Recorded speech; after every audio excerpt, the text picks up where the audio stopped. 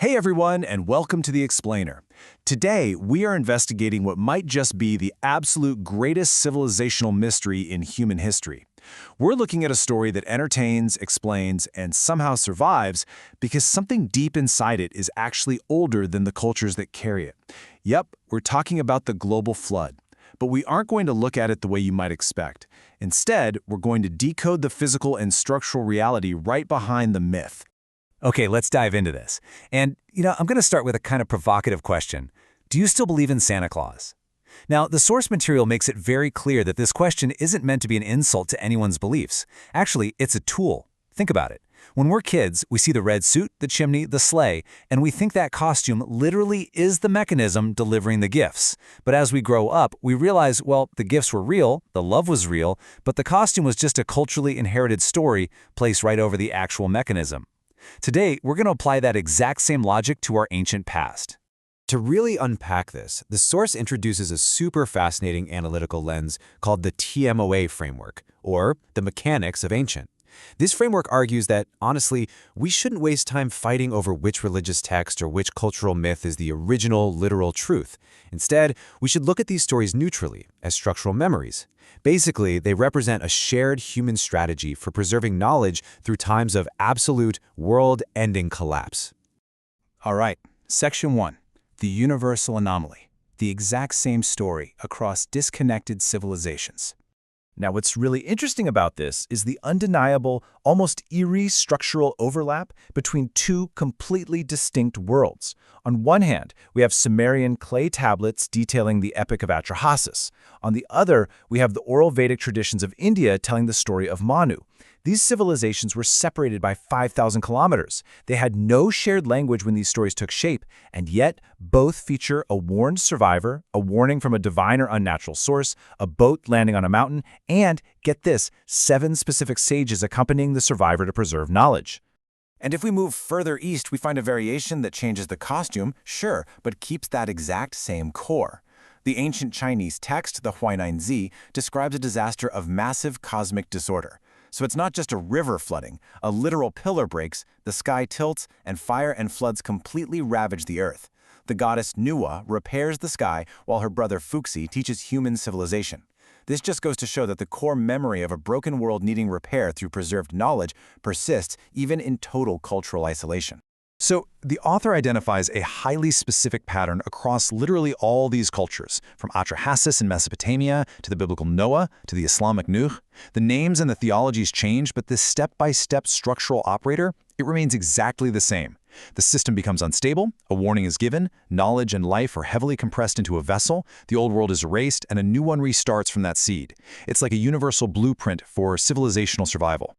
Moving on to Section 2. The climate catalyst, grounding myth in geological science. If we trace the massive climatic shifts of our past, it reveals a pretty startling story. After a really long, consistent ice age, the Earth began warming. But then, 12,900 years ago, a bizarre anomaly called the Younger Dryas suddenly reversed that warming, plunging things back into a deep freeze. Then, 11,700 years ago, it ended incredibly violently, as ice sheets rapidly melted. But the true anomaly hits 5,000 years ago.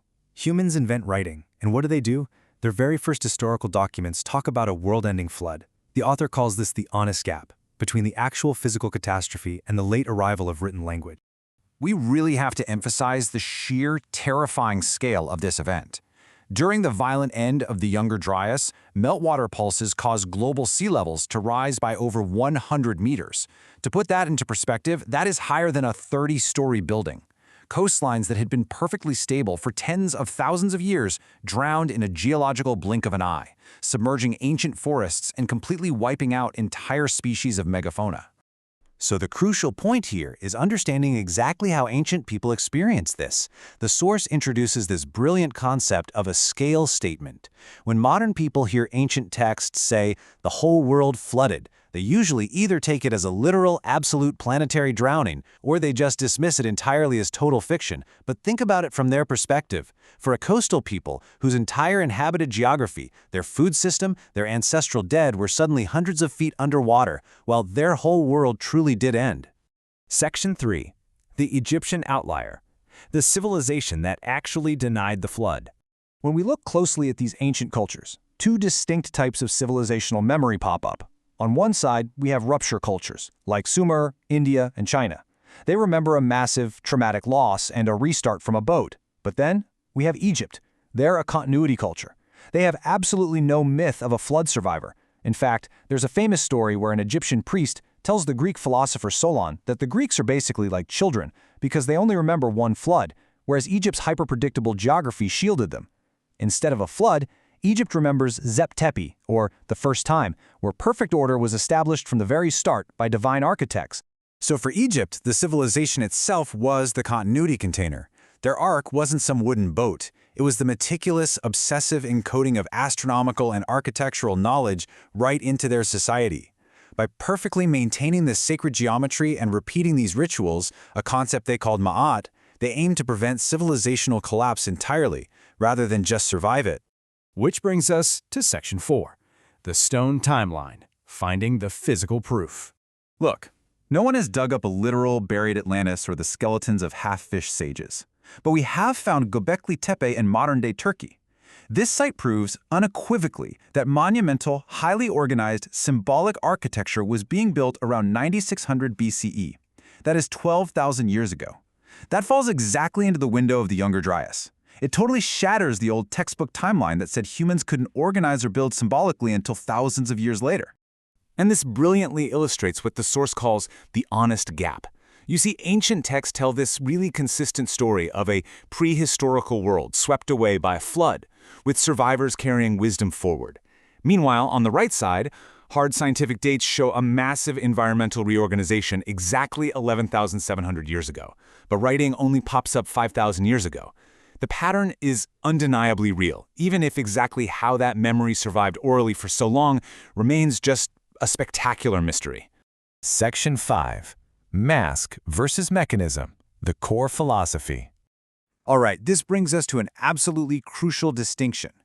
The mask or the costume is all those specific names and the literalist interpretations, arguing over whether the Sumerian, Christian, or Islamic version is the literal, quote-unquote, original, is, according to the source, kind of like kids arguing over the specific details of Santa's suit.